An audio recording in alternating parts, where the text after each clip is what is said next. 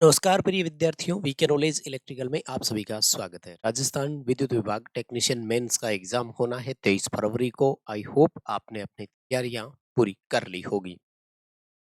आपने अपने exam centres और उनकी लोकेशन को भी ट्रेस कर लिया होगा और जिस तरह की भी तैयारी है पूरे जोर शोर के साथ जाएं। हमारी बहुत शुभकामनाएं आपके साथ है। आज की इस वीडियो में हम कुछ इंपॉर्टेंट पॉइंट्स पर बात करने वाले हैं और वो दो तीन इंपॉर्टेंट पॉइंट्स है। एक तो नॉर्मलाइजेशन वाला इम्पैक्ट कितना बड़ा रहता है। दूसरी बड़ी बात है कि इस बार नेगेटिव मार्किंग भी है, तो वो नेगेटिव मार्किंग का असर कितना हो सकता है। और तीसरी बात होती है, मैं बहुत बार बोलता आया हूँ कि क्या करें इससे कहीं ज़्यादा इम्पोर्टेंट होता है कि क्या न करें। तो आज की इस वीडियो में यही 2-3 पॉइंट आपको मैं समझाने वाला हूँ। स्पीड को डबल कर लीजिए और देख लीजिए फटाफट से, आपके समय का बहुत महत्व है। और जो हमें फॉलो करते हैं खास तौर से उन्हीं बच्चों के लिए वीडियोज़ है, जो नए इस वीडियो को देखेंगे हो सकता है हमारी बातों से वो सहमत भी ना हो। तो देखिए, सबसे पहला तो मैं आपको पॉइंट 1 क्लियर कर देता हूँ। नॉर्मलाइज़ेशन होगा, लेकिन इस बार 2022 की तरह बहुत बड़ा अंतर नॉर्मलाइज़ेशन से नहीं आएगा।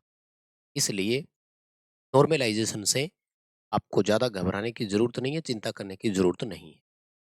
क्यों नहीं आया था मैं आपको बताऊँ। आप सबको भी बहुत अच्छे से पता होगा, वर्ष 2022 में जो मेंस का पेपर है वो आपका एक शिफ्ट में ही तय हुआ था पहले। प्रॉब्लम ये आई थी कि बाद में 6 एग्ज़ाम सेंटर को कैंसल कर दिया था पेपर, और ये एग्ज़ाम दोबारा हुआ, यानी री एग्ज़ाम हुआ था, बस इसी वजह से प्रभावित हुआ। री एग्ज़ाम के बारे में शायद आपको पता हो, नंबर ऑफ कैंडिडेट बहुत कम होते हैं। यानी जो लगभग 16-17 हज़ार बच्चे थे उसमें से 13,000 एक तरफ रह गए और 2,000 के आसपास बच्चे यहाँ रह गए। अब 13,000 और 2,000 बच्चों का कंपैरिजन थोड़ा-सा बहुत बड़ा और गैप आ जाता है, इसलिए प्रॉब्लम हुई। तो इस बार आप सबके लिए अच्छी बात ये है कि विभाग ने पहले से ही 2 शिफ्ट में पेपर करवाने का सोच लिया है। तो ज़ाहिर-सी बात है, दोनों में 50-50 कैंडिडेट्स होंगे।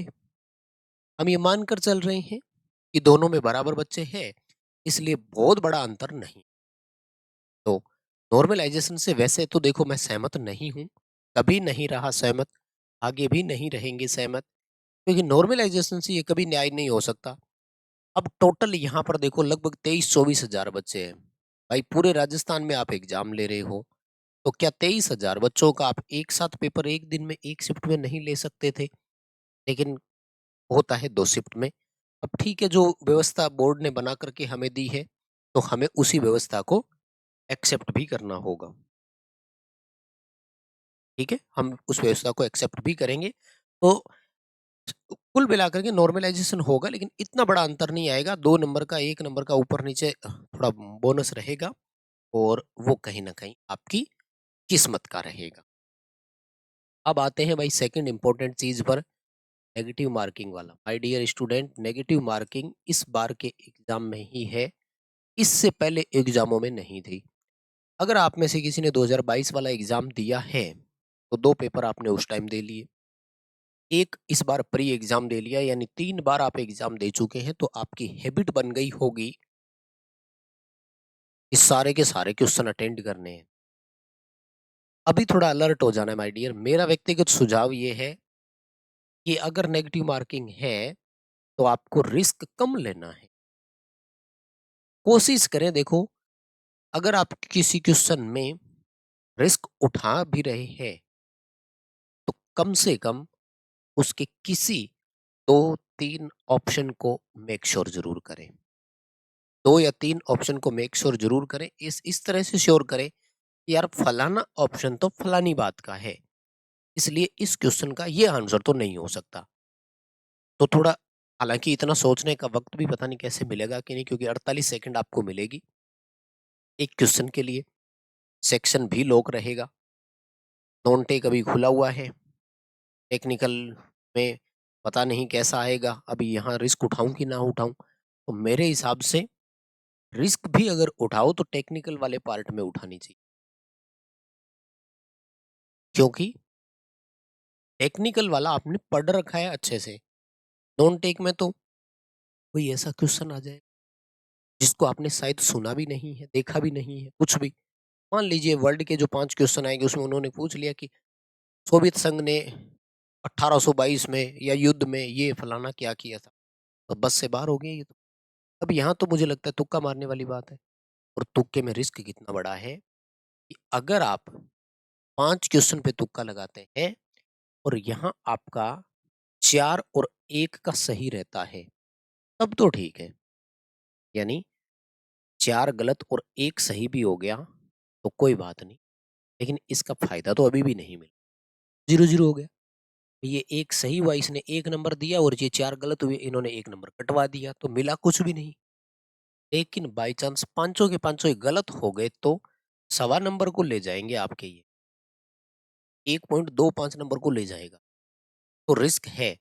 इसलिए मेरा सुझाव व्यक्तिगत यही है, देखो हो सकता है आप अपने थोड़ा इस पे ध्यान देना, आपका तुक्का हो सकता है सही हो। मेरा ये मानना है कि तुक्का जल्दी से नहीं होता है। लेकिन आप एग्ज़ाम हॉल के बाहर आ जाएँ और उसके बाद आंसर पता लगे तो सोचे कि यार इसका तो मैं यही करने वाला था। वो फिर आप अपने एंड पे थोड़ी रिस्क लेना, कोई ये नहीं हो कि आपने कहा था रिस्क कम लेनी है इसलिए मैं तो इसको छोड़ के आ गया। अब मैं ये करने वाला था इसलिए मेरा सही हो जाता। हो जाता। हम पोस्ट एग्ज़ाम एनालिसिस देख रहे हैं फिर। प्री एग्ज़ाम एनालिसिस, एग्ज़ाम के टाइम क्या चल रहा था और पोस्ट एग्ज़ाम 2 बड़ी चीज़ें होती है। मेरा व्यक्तिगत सुझाव ये है, नेगेटिव मार्किंग है, कमाए हुए नंबर नहीं कटने चाहिए, ये आपको सावधानी रख बहुत इम्पैक्ट पड़ता है इस चीज़ का भी।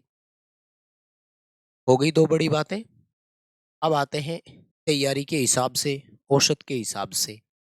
देखो इस बार जो इलेक्ट्रीशियन वालों का हमने देखा है, उसमें ये देखा है कि ठीक-ठाक बच्चे लगे हैं, लेकिन कुछ बच्चों के अभी भी कुछ डाउट्स हैं और ऐसे बच्चे कहीं न कहीं मार खा सकते हैं।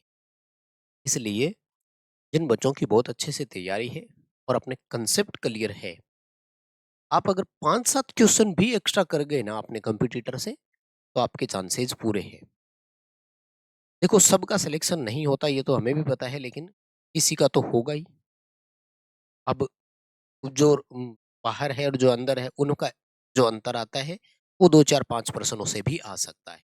अभी इलेक्ट्रीशियन वाले एग्ज़ाम में हमारे सामने कुछ इंसिडेंट्स हुए थे, मतलब टेस्टों से, वो मैं 2-3 क्वेश्चन आपके साथ शेयर कर रहा हूँ। उसके बाद हम लोग आगे आपको एक छोटा-सा ओवरव्यू देंगे कि मतलब सेफ स्कोर लगभग कितना। एक सवाल था, जो बच्चे अभी भी कन्फ्यूज़न में लेकर आ रहे हैं, हम लोग एक टॉपिक करवाते हैं, समतुल्य स्टार डेल्टा वाला, ठीक है? आप में से किसी को याद है तो आंसर कर देना, लेकिन अभी मैं नहीं बताऊँगा। और एक और चीज़, जितनी तैयारी है वो पर्याप्त है। अभी कोई हाय-तौबा करने की ज़रूरत नहीं है। ये नहीं करना है, अले मैंने तो ये नहीं पढ़ा, मैंने ये नहीं पढ़ा, नहीं कोई बात नहीं। जितनी हो गई वो पर्याप्त है और अगले 2-3 दिनों में जब तक एग्ज़ाम नहीं होता, तब तक आपको अपनी तैयारी को उसी सीक्वेंस में आगे बढ़ाना है। कुछ भी एक्स्ट्रा चीज़ वो मत दिमाग में लाना कि मैंने ये नहीं पढ़ा, अब ये भी देखूँ क्या, फटाफट से ऐसा कुछ नहीं करना। तो एक पेपर में हमारे ये सवाल था, समतुल्य स्टार वाला, ठीक है ना? ये क्वेश्चन था और इसमें हमारा ये था सवाल कि समतुल्य स्टार में जो कुल शक्ति यानी टोटल पावर P है, तो सवाल ये था कि डेल्टा में कुल शक्ति कितनी होगी? अब यहाँ पर वो कुछ बच्चे जो है वो कन्फ्यूजन में थे भाई। एक इस सवाल में हमने बहुत बच्चों को कन्फ्यूज होते हुए देखा। सेकंड एक सवाल हमने देखा, आप में से अगर किसी बच्चे को याद है तो बड़े गौर से साहब कीजिएगा, आंसर बहुत पता लगे। 2 पोल और 50 हर्ट्ज वाले एक प्रेरण मोटर का सिंक्रोनस गति पूछी थी, बट प्रॉब्लम ये थी कि सारे के सारे विकल्प जो है वो आरपीएस में थे, आरपीएम में नहीं। अब 2 पोल 50 हर्ट्ज की 3000 आरपीएम उत्तर आता है। हमने पहला ऑप्शन 3000 आरपीएस का दिए हुए, बच्चे वो ऑप्शन करके जिद कर रहे हैं हमारे साथ। इसका 3000 ही आएगा, आपका आंसर देखो गलत कैसे है टेस्टों में।